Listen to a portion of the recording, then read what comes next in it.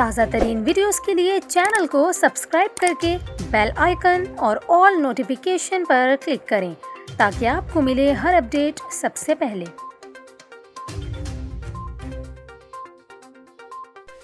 और अभी आपको कराची के मौसम के हवाले से अपडेट करें। कराची के मुख्तलिफ इलाकों में रात भर होने वाली बारिश के बाद मौसम सर्द हो गया है।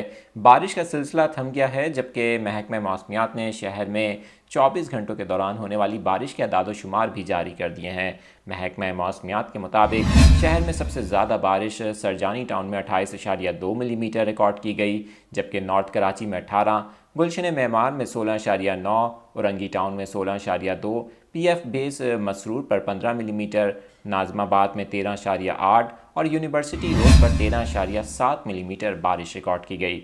इसके अलावा PF बेस फैसल पर 12 मिलीमीटर, गुलशन हदीद में 9, किमाड़ी में 8.7, सादी टाउन में 8.5, ओल्ड एयरपोर्ट पर और जिना टर्मिनल पर 7.8 मिलीमीटर बारिश रिकॉर्ड की गई, जबकि सबसे कम बारिश DHA में 5.8 मिलीमीटर रिकॉर्ड की गई।